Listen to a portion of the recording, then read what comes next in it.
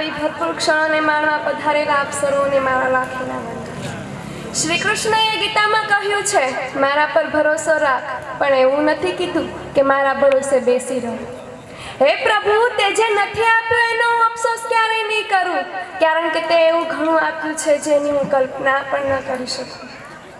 શ્રી કૃષ્ણ દરેક મનુષ્યને કહે છે, તું તારા મનનું ધાર્યું કરે છે, પરંતુ થાય છે એ જ જે હું ધારું છું। એકવાર તું એ કરી જો કે જે હું ધારું છું, અને પછી થશે એ જ કે જે તે ધાર્યું હોય। સુખ આવે ત્યારે બધા જ મળે છે, દુઃખમાં તો માત્ર ભગવાન જ મળે છે। જીવનની સુંદરતા એ વાત પર આધાર નથી રાખતી કે તમે કેટલા ખુશ છો, પરંતુ એ વાત પર આધાર રાખે છે કે તમારા લીધે લોકો કેટલા ખુશ છે। આમ તો હું કોઈની વાતમાં પડતો નથી, આથી હું કોઈને નડતો નથી। આમ જે ઘડ્યું જે મળ્યું એ મંજૂર છે મને, ભાગ્યની સાથે હું કદી લડતો નથી। મોહને છલકાવ્યા નજરના જામમાં, આમ તો હું જામને અડતો પણ નથી। આમ હૈયામાં મારા ઠોકરો ખાઈને પણ પડતો નથી। પૈસા પર હું ઘમંડ કરું છું, જે અંતિમ સમયમાં મારા પ્રાણ પણ બચાવી નહીં શકે। શરીર પર હું ઘમંડ કરું છું, જે અંતિમ સમયમાં મારા આત્માનો બોજ પણ નહીં ઉપાડી શકે। શ્વાસ પર હું વિશ્વાસ કરું, જે અંતિમ સમયમાં મારો સાથ સૌથી પહેલા જ છોડી દેશે। અરે હા, જો હવે યાદ આવ્યું, એક કામ કરી લઉં, સારા કર્મની પોટલી બાંધી લઉં, જે અહીં પણ કામ આવશે અને બીજે પણ। ખૂબ સાદગી જોઈએ છે સંબંધોને નિભાવવા માટે, ચળ કપટથી તો માત્ર મહાભારત જ રચી શકાય છે। શ્રી કૃષ્ણએ કહ્યું છે, શબ્દોથી માફ કરવા માટે જાજો સમય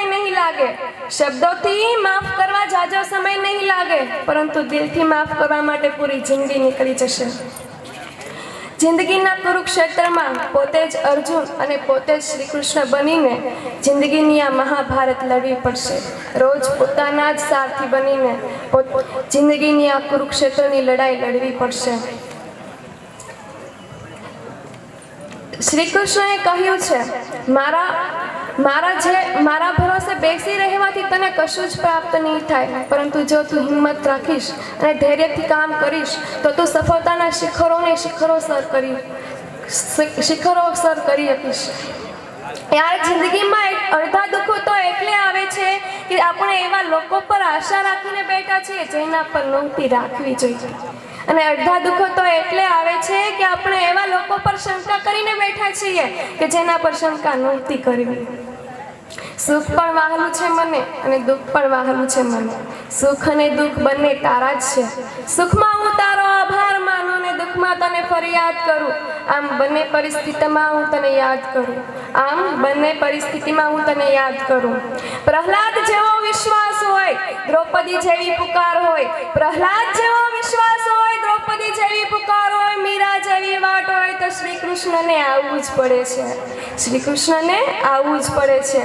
આમ સંપૂર્ણ ગીતાના સારરૂપી શ્રી કૃષ્ણએ કહ્યું છે, અર્જુન, મનુષ્ય ચાહે તે બની શકે છે, પરંતુ જો તે સંપૂર્ણ વિશ્વાસ અને ઈચ્છિત વસ્તુઓ પર નિયંત્રણ રાખીને કાર્ય કરે છે।